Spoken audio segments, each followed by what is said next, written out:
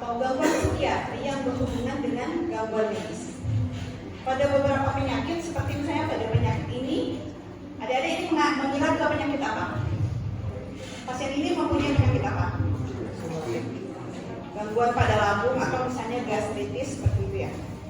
Kira-kira penyebabnya apa? Pada pasien ini penyebabnya adalah dia suka makan pedas, makan kecut. Cuman seharusnya dia akan sembuh dengan terapi obat untuk lambung, misalnya apa? Antacid misalnya ya, atau golongan PPI apa?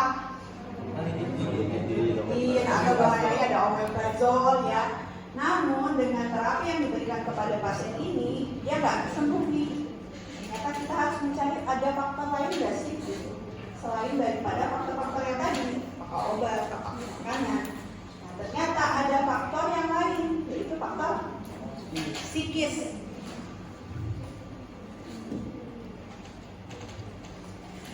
Kemana sih kalau ingin? Oh ini. Ini mana? Ini atau ke sana? Ini ya.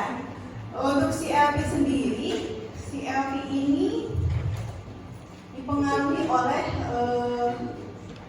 faktor yaitu biopsikososial namanya, dari biologi, psikologi dan sosial yang menyebabkan seseorang memiliki suatu penyakit terkait dengan psikiatri. Goalnya adalah dalam kita menterapi pasien adalah apa? Quality of life, terapi yang singkat, efisien dan ramah ya. Jadi medical aspek dan ada juga psikiatri aspek. Yang dalam kita memberikan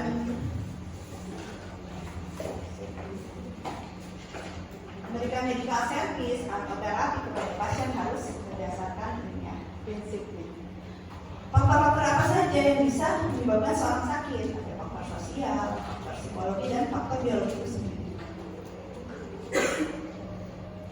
Dalam kita memberikan health service atau pelayanan terhadap kesehatan, baik itu gangguan yang berupa sakit ataupun disorder atau gangguan yang lain mental misalnya. Ini ada faktor-faktor terkait, ada faktor eksternal, ada faktor internal yang pada akhirnya adalah servis kita terhadap pasien adalah untuk memberikan quality of life yang baik. Ini adalah faktor-faktor yang terkait dengan biopsikososial.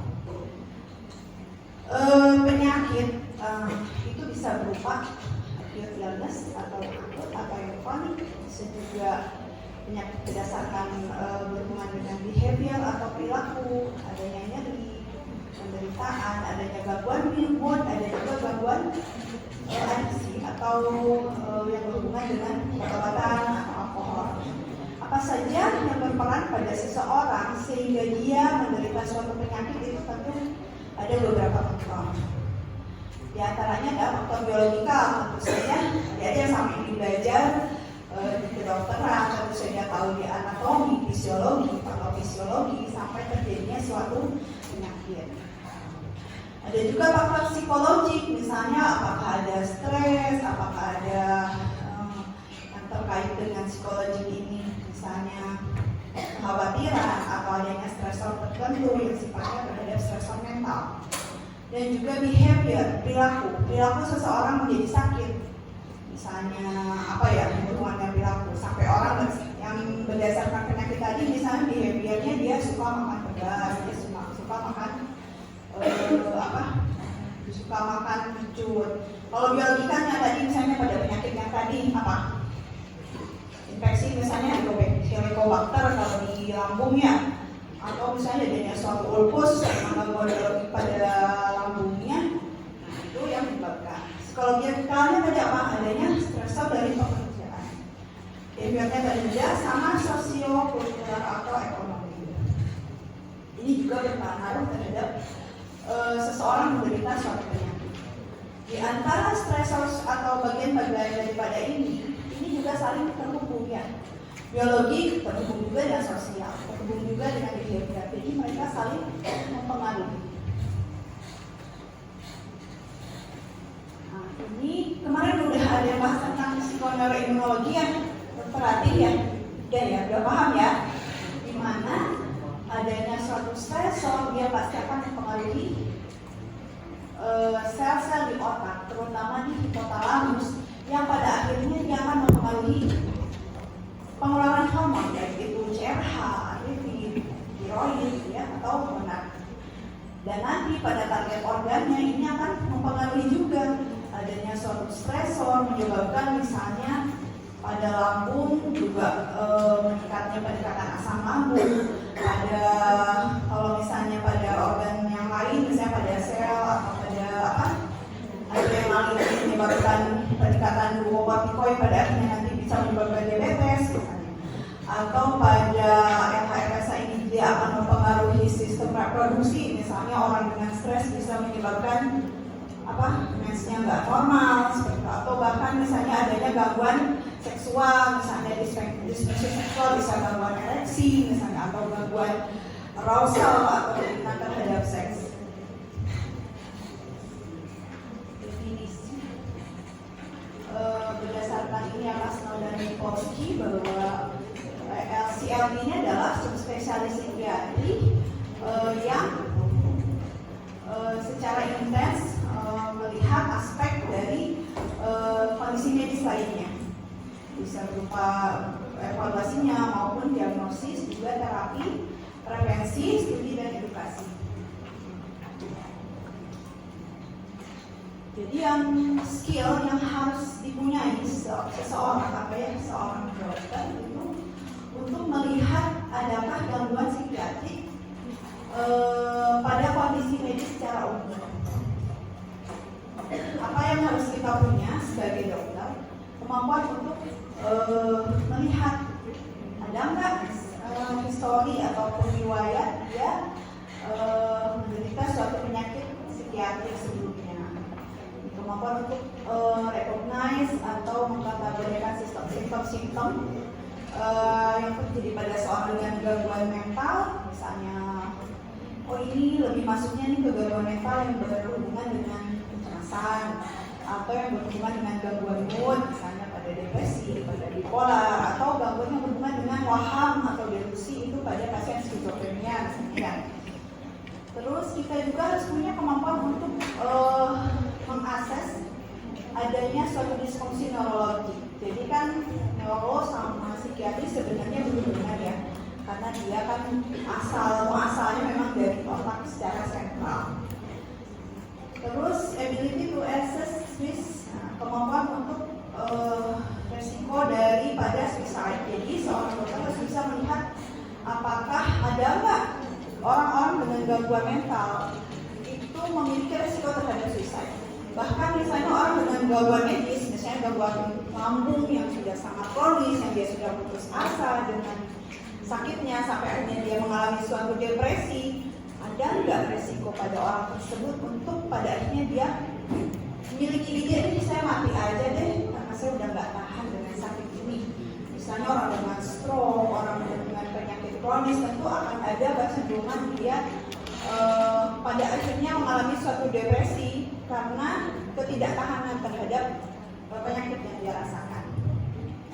Dan ini juga kemampuan untuk mengakses efek medikasi dan obat-obatan, interaksi obat-obatan.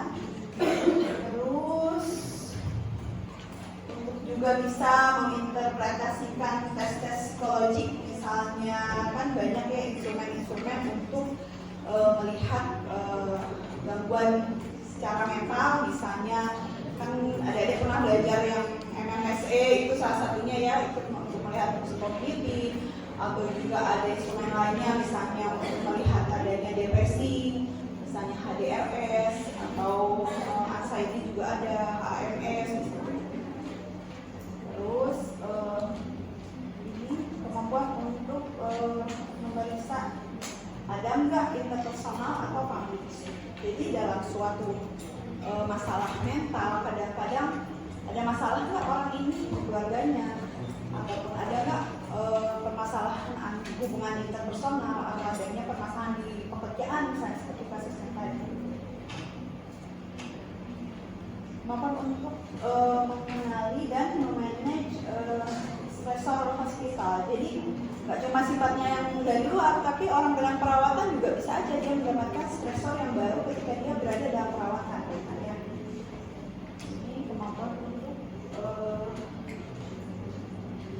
hospitalisasi dan treatment perspektif pengobatan. Kemampuan untuk memformulasi multi-aksial diagnosis. Jadi udah belajar tentang diagnosis multi-aksesnya psikiatri udah? Mana udah ngajarin belum? Jadi dalam psikiatri itu ada 5 diagnosis ya. Jadi aksi 1 itu penyakit yang berhubungan dengan psikiatrinya, misalnya apakah ada depresi atau ada kecemasan atau ada gangguan yang lainnya terkait dengan psikiatri. Aksis 2 itu terkait dengan ciri-ciri kepribadian. Misalnya orang dengan gangguan bipolar, itu ciri kepribadiannya apa sih ini dia? Apakah ciri kepribadian ambang atau ciri kepribadian yang lain? Aksis 3 itu untuk mendiagnosis adanya penyakit medis. Misalnya ada penyakit lambung atau penyakit stroke, masuknya di aksis 3.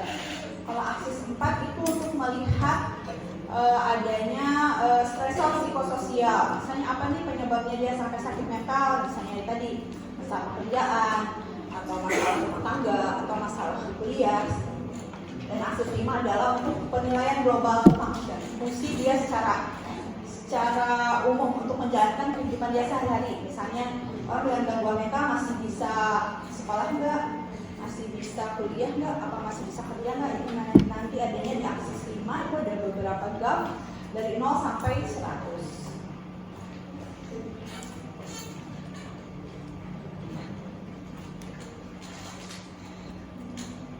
Ini masih lanjutan yang tadi ya. Kemampuan untuk memberikan psikoterapi. Psikoterapi ini banyak ya, jadi kalau di psikiatri selain pasien mendapatkan terapi yang bentuknya obat, kalau dia misalnya psikotik mendapat antipsikotik, kalau dia depresi mendapat antidepresan, juga seorang dokter harus bisa memberikan psikoterapi, baik itu misalnya terapi suportif ataupun terapi psikoterapi yang lainnya. Bahkan misalnya psikoterapi suportif itu hanya cuma bisa nggak harus sesuatu yang sulit, itu berupa misalnya memberikan dukungan, memberikan semangat terhadap pasien itu untuk psikoterapi. Jadi itu prescribe and manage psikofarmakologi itu ya yang tadi saya sebutkan bahwa seorang dokter harus bisa meresepkan obat-obat yang sesuai terkait dengan penyakit mental. Kemampuan untuk assess dan manage agitasi ini juga harus tahu ya. Agitasi pada pasien-pasien psikiatri itu penting, bagian dari kegawat daruratan psikiatri. Apa tata laksana agitasi? Agitasi itu apa sih? Ngamuk ya, pasien ngamuk. Kita mau apa ini pasien ngamuk gitu. Ya Pak, seperti apa? Difiksasi boleh kan? Difiksasi boleh aja, tapi nanti tergantung kondisi ya. Bisa difiksasi atau dimasukkan ke suatu ruangan seklusi misalnya, dan ditambahkan dengan obat-obatan injeksi yang kerja cepat ya. Contohnya apa? Udah ada yang belajar belum? Misalnya dikasih lorazepam 1 mg atau dikasih, kalau di puskesmas nggak ada nih, kalian kerjanya di pelosok sana cuma ada diazepam, kasih diazepam 5 mg misalnya ya. Kemampuan untuk access dan manage pain. Nah, ini pain juga atau nyeri juga salah satu bagian daripada ini ya, berhubungan dengan kondisi mental. Kemampuan untuk mendetok protokol detoksifikasi obat. Misalnya pada orang intoksikasi, kan kalau di psikiatri banyak juga drug abuse, itu bagian daripada gangguan mental ya. Misalnya dia penggunaan opioid, nanti antidotumnya apa, atau dia intoksikasi alkohol, terapinya apa, ini nanti. Kemampuan untuk medical legal determinasi, untuk berhubungan medical legal dan education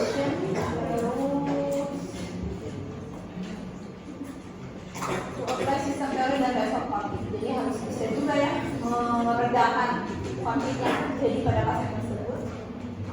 Transfer ke kemampuan untuk memulai nih menginisiasi. Ini kayaknya nih gak cuma penyakit medis nih. Kapan nih kita harus pada akhirnya dia dirujuk ke khusus psikiatri. Kemampuan untuk disposisi planning. Finding tentang gimana kita dapat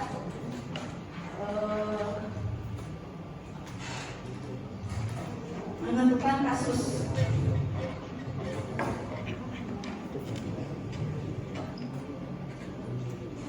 Metodenya adalah interview tidak terstruktur, interview terstruktur, terus ada self report, ada juga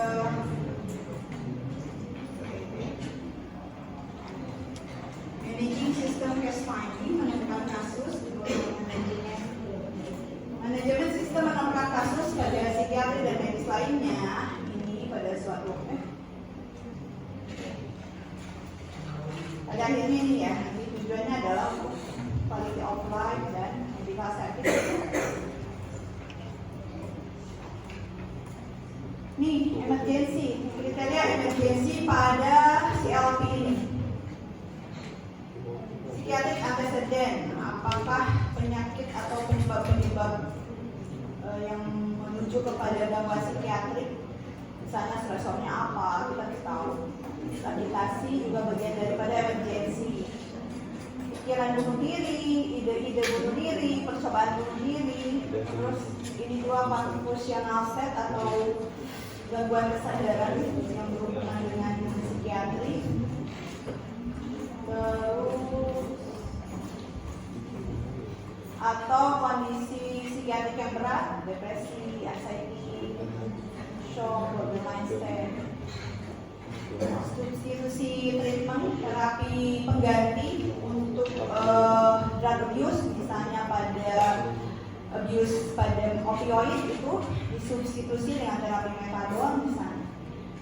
Adakah forensik problem yang berhubungan dengan psikiatri? Ini gimana caranya mentransfer ke bangsa psikiatri, aksesnya gimana? Dan ini bisa memberikan terapi pada psikiatri simptom yang berhubungan dengan somatik, seperti yang penyakit tadi ya. Ini sebaiknya pasien is seen before review. Jadi harus segera mungkin ya, jangan ditunda-tunda. Kategori psikiatri differential diagnosis di rumah sakit. Ini psikiatri gangguan psikiatri pada suatu kondisi medis. Psikiatri merupakan komplikasi terhadap suatu kondisi medis atau pengobatan. Reaksi psikologis terhadap ini macam-macam, ada reaksi, ada komplikasi, ada pokoknya ini semuanya berhubungan dengan antara medis dengan psikiatri. Bedanya apa? Komorbid apa? Misalnya komplikasi apa? Bisa bedain nggak? Saya ngantuk tuh ya bikin kuliah ini.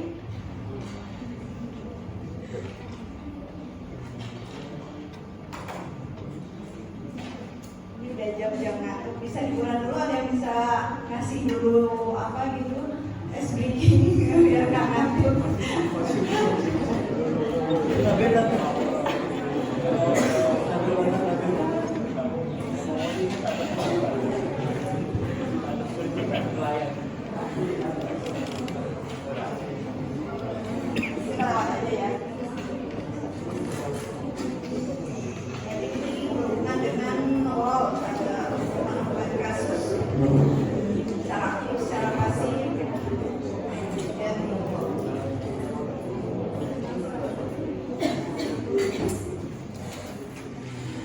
Dalam kita mendiagnosis suatu penyakit,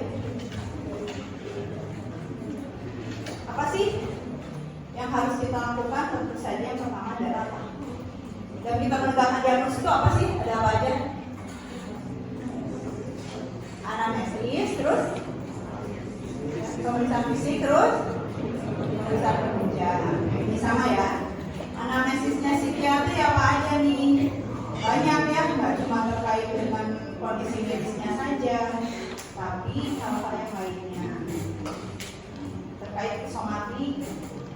sosial demografik background itu misalnya riwayat dia secara sosial demografiknya, misalnya menikah atau enggak, sekolahnya apa, perubahan emosi ada enggak, terus histori daripada penyakit sebelumnya, histori daripada riwayat penggunaan obat, laboratorium sebelumnya dan pemeriksaan lainnya, misalnya MRI, pemeriksaan metodologi dan psikometrinya berupa MMPI, MMSE misalnya atau instrumen yang lain.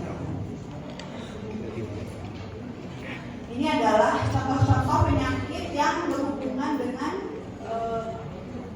medical condition etiologi, penyebab medis, kondisi medis yang berhubungan dengan depresi. Misalnya pada orang-orang yang ada gangguan di neurologi, adanya stroke, Parkinson, terus penyakit yang lainnya ini menyebabkan adanya suatu gangguan depresi.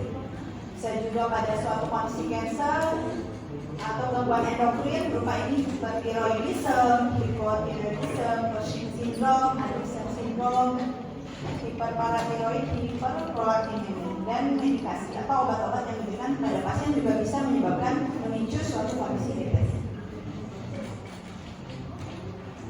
Atau ini juga obat atau psikoaktif substans yang berhubungan dengan depresi. Ini antihipertensi, serpin, etildopa, beta blockade, ini juga bisa menyebabkan kondisi depresi. Penggunaan steroid, kontrasepsi oral, terus ada lagi obat-obat untuk kanker, ada juga antihistamin, misalnya ini ya, misalnya simetidin, ranitidin, ini obat-obat lambung juga malah bisa menginduce terjadinya depresi. Dan psikoaktif substan, alkohol, opiat, amfetamin.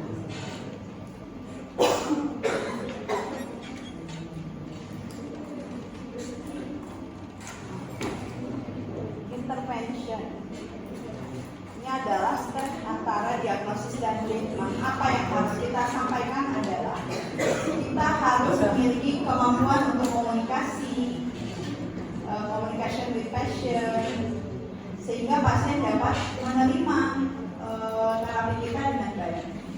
Jadi kan misalnya jangan ujuk-ujuk, misalnya dirimu mau ngintus pasien atau mau nanti pasien, ujuk-ujuk aja jos gitu kan, ujuk-ujuk aja pasang gitu ya, enggak ya. Kita harus punya kemampuan komunikasi yang baik, berikan komunikasi misalnya ya, ibu ini saya akan berikan obat ini, fungsinya untuk ini, misalnya apalagi kalau lebih bagus menyampaikan efek sampingnya ini, mungkin akan ada sedikit nyeri dan sebagainya seperti itu ya. Karena pasien juga kan manusia ya, bukan makin yang kita bisa lakukan apa saja semaunya ya.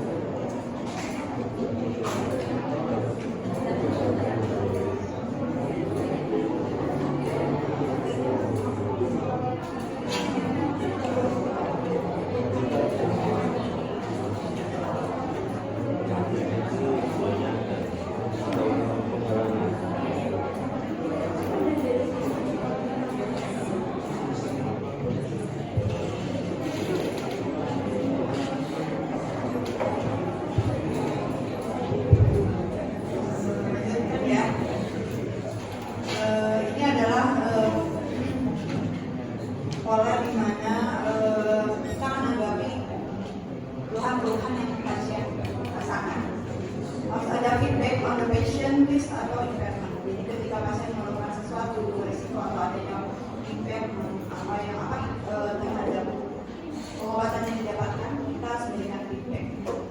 Responsibility memberikan respon terhadap adanya perubahan pada pasien. Advice to change should be specific dan ambiguous, jadi memberikan advice harus yang jelas, nggak bikin ambigu atau bikin orang bingung. Memberikan alternatif menu yang lain, strategi alternatif yang lain itu sebenarnya empati daripada mengkonfrontasi atau melawan. Misalnya nih pasien melupakan, dok aku nggak enak ini, tapi kita berpikir kamu harus begini, tapi kita harus tahu dulu ya apa yang pasien rasakan sebelum aku ngambil solusi yang lain. Dan saya rasa dikasih jadi positivity of passion really, jadi karena positif daripada kemampuan pasien itu sendiri. Change and treatment aktivitas pengobatan itu dilihat juga daripada perspektifnya pasien. Kayaknya saya udah nyaman dengan ini atau saya nggak nyaman dengan ini. Tentang treatment, mind and body interaction. Jadi manusia itu kan mempunyai berdasarkan life experience, adanya pengalaman hidup dia dari usia atau fase kehidupannya saat ini, hubungan juga dengan agama, culture, belief, kepercayaannya, terus kekuatan yang dia punya atau strength dan resource daripada orang lain, misalnya kekuatan yang diberikan support dari keluarga atau dari teman atau dari lingkungan.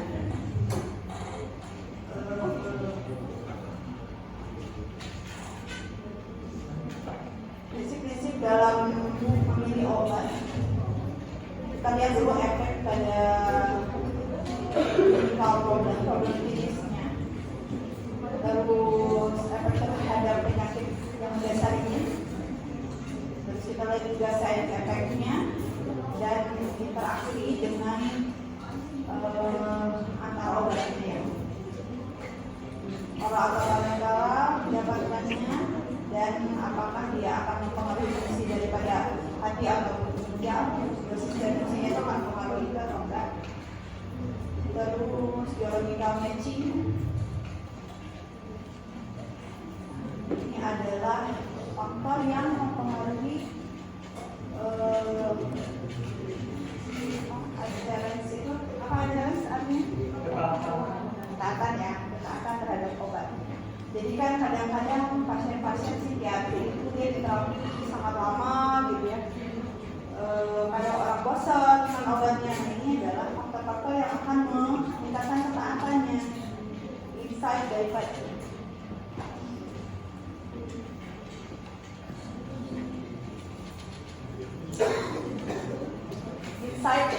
terhadap penyakitnya sendiri. Insight itu apa? Insight itu adalah kedukaan pasien tentang penyakitnya. Ini saya merasa sakit atau enggak. Kalau pada psikiatri ada 6 insight, ada 6 derajat. Kalau insight derajat 1 itu pasien merasa tidak sakit. Insight derajat 2 pasien ambivalen, dia merasa sakit, kadang-kadang merasa sakit, kadang-kadang. Insight derajat 3 itu dia sakit tapi dia menyalahkan orang lain atau menyalahkan suatu hal tertentu yang menyebabkan dia sakit. Insight derajat 4 dia mengenali dia sakit, mengenali tapi dia tidak tahu penyebabnya. Insight derajat 5 dia mengenali dirinya sakit atau penyebab tapi tak bisa mengatasi itu sehingga dia mencari pertolongan. Dan insight derajat 5 adalah dia bisa dia mengenali dirinya sakit, mencari pertolongan dan juga bisa berperilaku sesuai dengan apa yang dia inginkan. Yang dia ingin sembuh, dia berperilaku. Pada pasien-pasien psikiatri biasanya kalau dia mengalami suatu kondisi psikotik, misalnya pada skizofrenia, dia pasti insight-nya derajat berapa? Orang gila, orang gangguan jiwa yang berat, misalnya dengan skizofrenia, itu biasanya dia merasa dirinya sakit atau enggak? Ya, berarti insight-nya derajat 1. Orang gila beneran ya. Ada juga yang misalnya dia yang derajat ringan, misalnya pada pasien-pasien anxiety itu bisa derajat 5.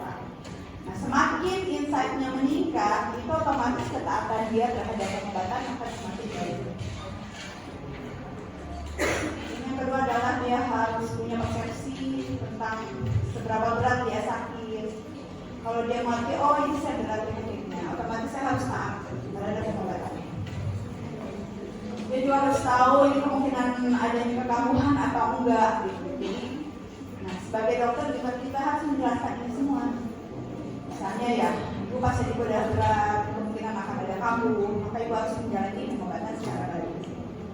Acceptance of illness ini juga kemampuan menerima terhadap sakitnya, itu atau simptom atau gejala illnessnya atau penyakitnya. Degree of support ini bagian daripada derajat support atau dukungan dari keluarga, daripada teman. Stability of family, bagaimana keluarganya stabil. Hubungan dokter pasien itu daripada administrasinya, misalnya apa ini ya? Pasien umum belum tentu dia balik lagi karena dia nggak punya biaya misalnya. Tapi kalau pasien BPJS karena dia lagi sudah dia balik lagi buat terapi. Cara perasapan, terus adanya psikoedukasi dan terapi support, misalnya catatan terapi support dalam bentuk lain, misalnya lewat handphone atau terapi jarak jauh gitu ya. Dan ini adalah hal-hal yang akan menurunkan ketaatan berobat, samping, terus sikap yang kritis, lack of symptom kontrol, ada lagi pengobatan yang kompleks, tipe terapinya, perubahan gaya hidup, penggunaan biadab, stigma dan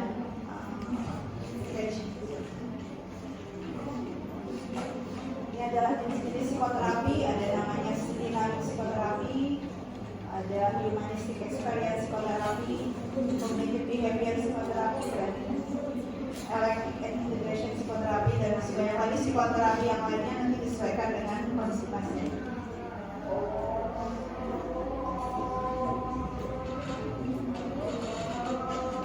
Ini adalah adaptasi dari psikoterapi teknik sesuai dengan pasien. Fokus terhadap supportif daripada voluntary, terus membuat dengan sumber daya apa yang pasien miliki, macam-macam. Buat sosial support aja ya. Ini contohnya adalah di mana seseorang bisa mengalami suatu penyakit. Kalau pada psikiatri ada namanya adjustment disorder atau gangguan penyesuaian. di mana seseorang mengalami suatu gangguan, baik itu suatu kekhawatiran, kecemasan, ataupun depresi, atau penyakit apapun, gangguan mental, terkait dengan suatu kondisi stresor. Nah, misalnya seseorang mengalami life event, suatu kejadian atau suatu penyakit yang menyebabkan stres. Contohnya apa life eventnya? Misalnya mahasiswa tingkat akhir yang dia harus mengerjakan skripsi, atau illness, misalnya dia punya stroke yang tadinya dia bisa melakukan aktivitas, sampainya dia stroke dan dia nggak bisa mengerjakan apapun. Ini merupakan suatu stresor bagi dia. Apa saja yang mempengaruhinya sampai dia akhirnya jatuh kepada suatu gangguan itu banyak. Seorang pasti macam-macam ya, bisa dia adaptasi terhadap stresor, bisa juga.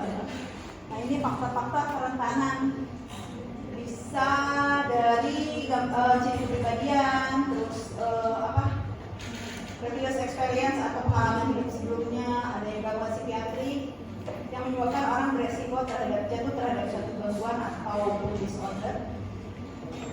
Juga apakah ada interpersonal relationship atau social support pada orang tersebut. Jika dia baik, dia akan memberikan coping yang baik dan akhirnya dia akan sukses terhadap penyesuaian. Tapi jika copingnya tidak baik, dia akan jatuh kepada suatu gangguan penyesuaian. Misalnya kita contohkan ya, yang tadi ya, pasien dengan penyakit penyakit kronis, misalnya pasien dengan pankreatis yang tadi stroke ya. Stroke misalnya, orangnya asalnya dia punya jabatan, dia bisa bekerja dengan baik, terus tiba-tiba dia menderita suatu penyakit.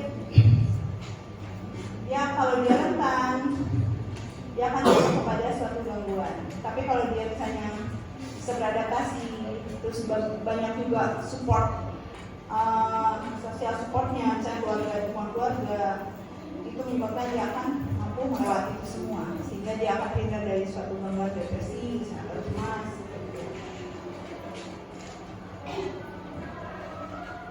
Terus sosial care yang kita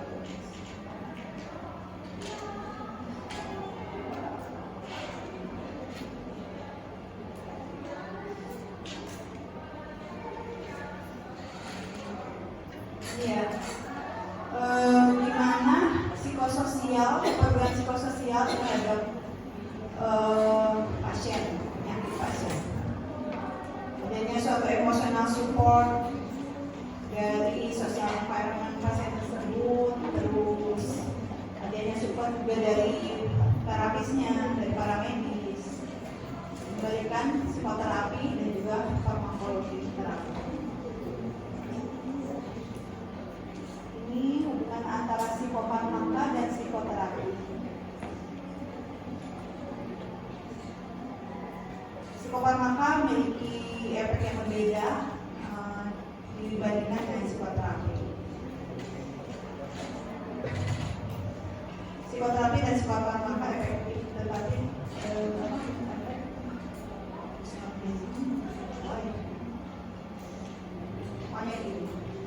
kalau pada pasien-pasien dengan mental illness itu kita nggak cuma tadi memberikan psikofarmaka, tapi kita juga memberikan psikoterapi.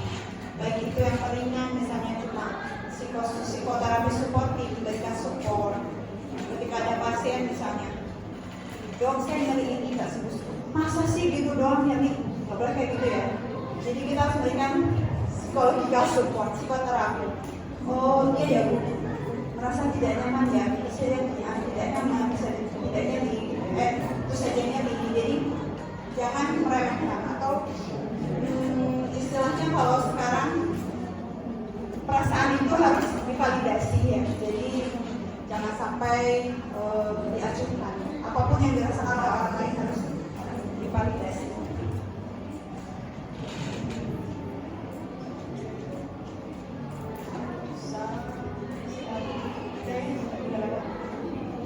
Komunikasi yang pentingnya bisa berupa skill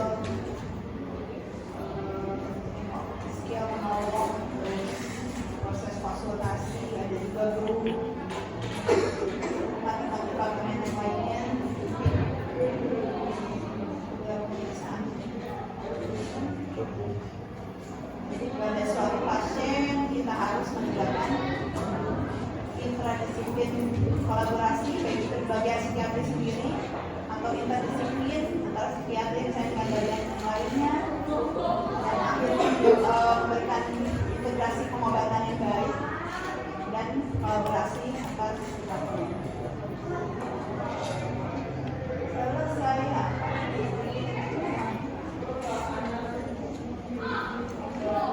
Itu aja mungkin ya. Ada yang mau ditanyakan lagi? Ada yang ngerti? Apa nggak ngerti semuanya? Intinya ini aja ya. Jadi